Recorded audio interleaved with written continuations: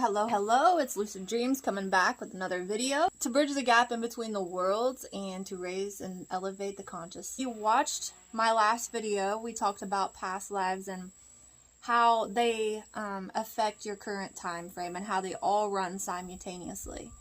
And today I want to explain how past lives affect your current life. If you watched my last video when I was talking about the girl in the lake, my past self who had been trapped in a lake, scared to get out due to fear, and how in this life, since I learned how to release fear and let God and faith overrule my fears, I was able to disintegrate that life completely.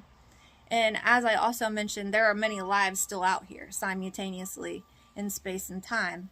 So what this represents in this time frame is aspects of self. And a lot of times you'll hear spiritual teachers speak about how to raise into your higher self or become who you have to foresee who you want to become and reach those. And it's very, very hard for somebody, especially that's been in a 3D mindset or been uncoached their whole lives, coming into this now in this awakening time, to understand how to actually change the mindset and become somebody that they haven't been for all these years, and to better their lives and to receive the abundance God promised. And so there are many aspects of myself over time, and some of them I've seen, like especially in near Sedona, Arizona, I seen a check be given to me that was quite some, it was a lot of money, and it was due to my work.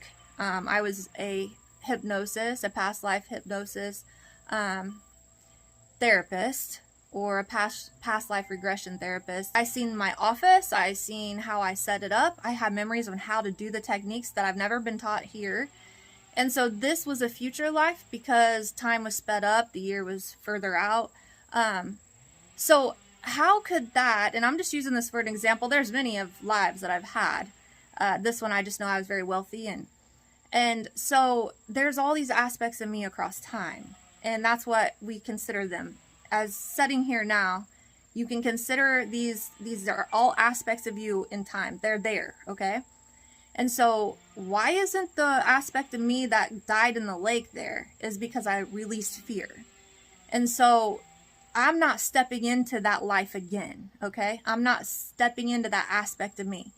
So this is a prime example of how these past lives and all these simultaneously going on can affect you, is because if I was in fear all the time, okay, for any reason, okay, just fearful of going any place, past lives also leave something within you that, leaves the fear. Those are emotional attachments that twine around your DNA, and they're naturally there when you're born, okay? So they're fears, phobias, these things, generational curses, setbacks, drawbacks, keeping you from the life God promised. And you're repeating these until you get your lesson, okay? So you have to change these patterns in the DNA so that you can regenerate yourself, a new DNA strand, okay? And this is like a rebirth. You're being reborn by the transformation. And so it comes with thoughts, but then it comes with being, okay? So if I'm in fear all the time and I'm being scared of whatever reason, I don't know why, I was born that way, okay? Have no real reason to feel that way. Usually there's a past life deep down suppression within the DNA strands, and that's from, say, I was murdered in a past life and I was in a lake for all this time, I never got out. These carry over into your different lives, and so we have to resolve these. So the first thing you have to do in order to try to manifest the life you desire, you have to first resolve all the attachments to negativity, to emotions that are not of God. And how do you know this? Well, if God wouldn't think it, and if it ain't in heaven, then it's a negative attachment to Satan's mind, okay? And you don't want, when the Bible says don't serve two masters, it's because you can't serve bad and good thoughts at the same time. You can't serve God's mind and the Satan's mind at the same time. And if you look across the span of time, you can't have faith and fear at the same time. So either you're faithful, like I'm going to be okay, or you're not, or you're scared to go outside, or whatever it is, everybody's different. So, and it's a fine line sometimes too for me, because fear has already left me, But there'll be times where I'm in a situation and I get heavy, or I'm like, oh, this is a bad situation, turn around. Okay, I'm not saying don't sense fear. Okay, those are natural things that are everywhere. You're going to come across times in your life where you're feeling like, oh, this don't resonate with my energy. There's something bad vibes off here. That's a warning from your higher self saying, hey, this isn't you. There's something that's not feeling right about the situation. That's called intuition. Okay, and that's different. You turn around. You don't need to be the bad guy, you know, the tough person that stays around saying, oh, I'm not scared of nothing. No, those things are there for a reason, and they're there to direct your path. And so you know you're not living in fear, but you feel some fear, or you have this feeling of something heavy. You want to leave that situation. So don't get me wrong when I say don't have fear. Fear's there. Recognize it. Turn away from it. Okay? But I'm talking about being, you know, these emotional things. Like, you know, some people are scared to be home alone. I have family members that are that way. No pun. I love them to death. And I used to be that way because I was raised, you know, to kind of worry about my surroundings and things like that. So when you have fear constantly, you draw that to you. Okay. So when I'm talking about fear, it's in you. Okay. So now you're being fearful. You're not thinking fearful. You're being fearful. So you walk in a fearful manner. Okay, well, I need somebody to stay with me because my husband ain't here tonight, right? Okay, so now you're putting this out here like you need safety. You're not safe within yourself. Fear's now controlling you, and now you're being the embodiment of fear. Okay, and that goes across the board of any situation. Okay, so when fear takes over, okay, so if I was in fear all the time, feeling like, okay, like I just have a bad feeling, somebody's gonna get me, you know, I have several lives where I have been abducted twice that I know for a fact of. I have had a lot of things happen in regards to being taken from my mother, and this is past lives, it's not now. But yeah, really, fear is there for a reason. And I think that's why fear has set into some of my family members, because of past lives where I was taken, you know, and I've tried to kind of explain that to them because we carry it over in time. And those are generational cycles, which is in the DNA strands. And so we inherit the thought and the fear, okay? And that fear resonates with us. We become the fear. When we become the fear, now we're walking in it. And so when we become, we draw it to us. So another example is, to understand this, you have to think of something more on the lines like anger, okay? So when you're angry all the time, you're going to draw an angry situation to you. So if I was angry and I let anger consume me, the embodiment of anger, because anger resonates within me for whatever reason, maybe I was just born mad because of a past life, somebody pissed me off, and I'm just mad and angry all the time. You'll notice my surroundings are full of just negative and derogatory things. So if I'm angry, your people are going to walk on eggshells around me. They're not going to open up to me. I'm not going to show my true self because I'm mad at the world for whatever reason. Violence comes with anger. You know, if somebody looks at me wrong in public, I'm going to be fighting.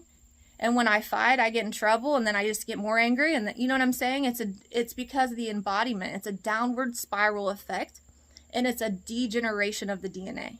Okay, so when we're talking about DNA and health, we're talking about a degeneration, a spiraling downward of we're deteriorating our DNA, and we're becoming sick and unhealthy for the embodiment of disease, which is dis-ease.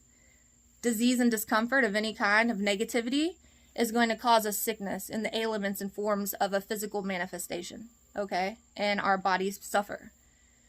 So the more anger, okay, well, now I've had a shitty life. I'm pissed off at the world. Now I'm sick, you know, and then you lose track of God. Where's God in this? Because you're probably angry at him at this point, you know. Why? Well, God, that's why in my last video, I explained Jesus says, why so many thoughts? Why so many thoughts? Why are you angry? Why are you having these thoughts? You know, I created you in a life and gave it to you abundantly, and you've destroyed it with the thinking that you have when you fell from grace. When you fell from the garden and you become somebody that I don't know, because you lost track of anything good. You lost track of God and your connection and your ability to speak with him through the heart. And so this is key, because if I was still walking around in fear, I'm drawing the situation to me like I would be if I was angry and fighting. So I'm actually putting myself in a dangerous situation. I'm putting myself where I could be hurt. I'm so fearful that I'm lurking in that darkness that I explained. So I explained in the previous video that if you die and you have a lot of negative thoughts, even embedded within you, maybe you don't realize it. And that's why I'm pulling this out and showing it to you. I'm handing it to you on a plate and saying, hey, this is the problem and it needs to be removed, because we need to recognize it, pull it out of us, get rid of it, recognize we have more power than this. We've gave our power over to the devil, to the other. If you don't believe in the devil, then it's that the negative end. It's the negative polarity. It's all these things are the same. So to get rid of fear, you can't just say, most people can't just sit here and say, okay, well, I'm not angry no more. I'm not fearful no more. And it comes with thoughts. It comes with recognizing your thoughts. Okay, you're gonna fail 100 times before you get it. Who cares? Okay, just like I had to quit smoking and I failed several times before I got it. And it took me understanding, like, hey, the thought's going to arise. I'm going to have this craving for it. I'm going to set through it. The main thing is setting through it. After 5 minutes, that craving goes away. I'm good for another 20 minutes. Hey, 20 minutes comes by. Yeah, I might have a little bit of a craving. Set through it. 5 minutes. It's going to be gone. Anger comes through you. Okay, I want to react. I want to throw something. I'm so over it. It's one thing after another. Yet, what do? I set through it. You set through it. Let it breeze through you. It doesn't affect you. Now, that's called an observer. You're observing the situation. You're not embodying it. You're not reacting. Reacting is possession. Reacting is possessing. I'm not going to possess anger. I'm not going to possess fear. I'm not going to possess addiction. And I am strong enough to set through those things. And it takes you. Now, I can't cure nobody unless you want to cure yourself. Okay, so if you're listening to this, then there must be something that resonates with you, and you can actually start to pay attention to your thoughts. And once you get control of your thoughts, you're able to set through these things. And I'm not saying it's easy, but it depends on what kind of life you want for yourself. Do you want the life God promised you? Or do you want to be mad at God your whole life and say, well, it's just the hand I was dealt? No, it's not the hand you were dealt. It's not. And when you die at the end in a nice way, God's going to let you know, hey, I gave you everything. And I'm going to let you live again and live again until you understand, until you can go to heaven and not disrupt the harmony and peace of heaven by thinking, by your thoughts. Because if everybody was allowed to just go to heaven just because they believed, then we would be living at a place just like Earth. Okay, it doesn't work that way. We live in the time frame and in the reality in which we resonate with, and where we need lessons at. And this place is for lessons, I promise you that. To start this processing to a higher mind, to a better life, to manifesting the reality you desire, it must start within. You must have a will inside and a want for better, okay? And I'm giving you the steps for better, which starts with the mind. Every time you get angry or every time you have this fear come over you, you need to remind yourself, faith over fear. Okay, this is where I'm putting God's thoughts before mine. Is this thought of God? No. And I want to make it clear, I am not talking about being somewhere and getting this overwhelming feeling. Okay, I'm not saying that. In regards to fear, especially if something's coming over you, remove yourself from the situation. You can react by removing, okay? But in general, you have to have discernment, and discernment is key here, and to how to maneuver through. So yes, you want to observe your thoughts. Is this of God or not of God? Would this thought be in heaven or not in heaven? If it's not, remove it, okay? And it's going to come back. It could come back every 10 minutes, 20 minutes. Set through it, recognize it, and once you start doing that, you can start controlling your thoughts. And that's key. You must first strip all these negative thoughts, emotions, and fears, and any way that's not of God away from you. You cannot serve two masters. You cannot serve two gods. You cannot serve good and evil at the same time. And you might say, well, I was good, this morning, but by midnight I was pissed off and I was fighting people. No, it doesn't work like that, because you're serving two masters, which really means you're controlled by one. Because where you're led astray, God is not. So you're not going to be protected by God with negative thoughts. And you can't blame God for that because he doesn't want to be around this negativity. Okay? He's not present because you didn't put him first. So when you wake up in the morning, put God first. When you go to bed at night, put God first. If you're struggling with this, pray with faith, blind faith, and pray. Hey, I'm having some problems. You know, I didn't see Jesus just because I have a gift. No, it took like 20 years to see him in out of body, and that's because I had faith. Okay, so I had so many scary things with this gift come about. I was terrified as a kid, prayed it away my whole life and never went away. And it took faith. Okay, God, please wake me up. Okay, Jesus, please help me. And I always woke up. And then one day I seen him. And, you know, I've seen him several times since then. I'm so thankful. But I'm not blessed in a way, oh, she has gifts she can see. No, you have these gifts too. And he's there for you, you know, and he will lead you from the darkness. But you have to reach out to him blindly, even if you don't know he's there, you know. And then you'll start to see him show up in your life more and more. And so for now, I think it's just really important. And I could go on to tell you, you know, how to manifest an abundant life and how to step into these new frames of identity. You know, like I said, these are all aspects of yourself across time. So the future, say in Arizona where I had all this money, I can step into that if I choose to step into that. Okay. And it's because it's still in me. That life is still there. It's not disintegrated like the one that went into fear. Okay, so it's there, and I can grasp it and pull it down. All I got to do is become that version of myself. Walk in that aspect of me. That aspect of me still is here. So if I had aspects of me in fearful situations or in anger, that would mean that aspect's still here, and I could walk into those moments at any time, in any frame of my life, until I resolve those, disintegrate those, remove those from my being and my eternal space, and stop reacting to these and let them flow through me. That's when they don't keep coming up. Even though that's when I'm not walking into that frame. How do I know I'm not going to die in the lake? Is because there's no way that I'm going to walk into those kind of fearful situations in my daily paths. Okay. So if I was to want to go into higher frames, or if I was wanting to walk into that version of me with a lot of money, I would start becoming that person. I would be using those thought processes. That aspect of me would be the predominant aspect that takes over. Right now, money's not my goal. Right now, I'm not sure how I feel about bringing people back to their past lives and showing those things. Yeah, I think that it's okay to show them. I'm not saying it's not. What I'm concerned about is saying, okay, I'm going to hypnotize you and not let you smoke a cigarette no more. I'm going to hypnotize you and take you from your anger. I think that that's a future aspect of me that I've learned that I kind of don't want to dabble too much in, only because if I'm doing that, you're going to have to repeat time. You didn't do the work, okay? You didn't get the lesson. It's like cheating your way through. So did you fight the addiction, or did I take it from you? I might have put it to sleep, but that demon's in there. I might have put anger to sleep, but that demon's in there. Okay, so with me knowing that and my level of consciousness and my connection with the higher realms and with God himself, I don't feel comfortable because I do know, but I don't think that a lot of people in the beginning knew. Okay, so future lives is something that it's already happened in a way because it's already there. Okay, and I think that it's possible that I came back in time to fix my future aspect of myself. Okay, and that's something we can get into, and it's a long drawn out thing.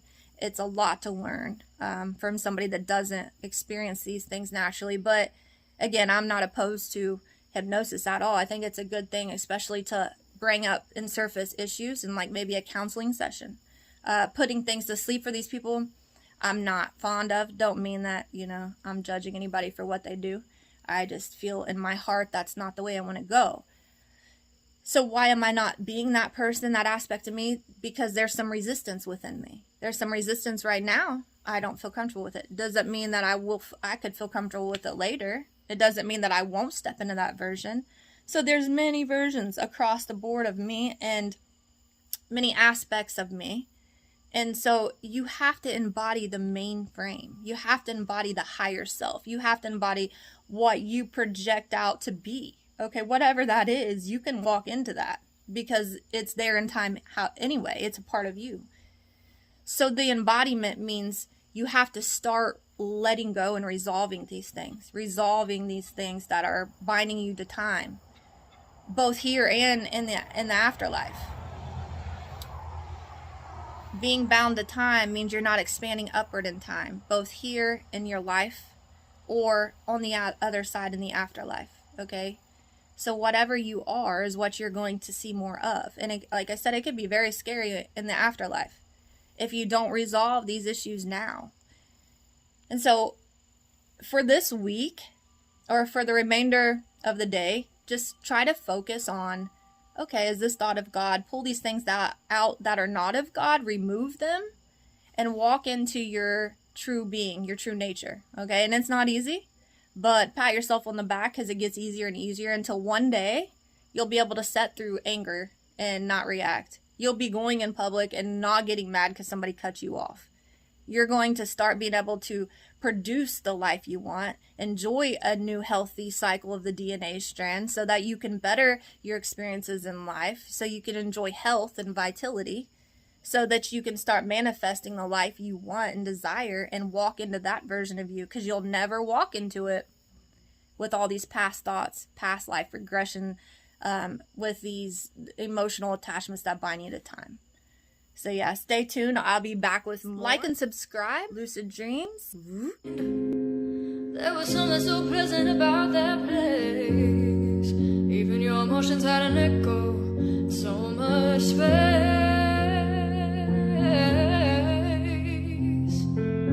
When you're out there without care, I was out of touch. But it wasn't because I didn't know enough. I just knew too much.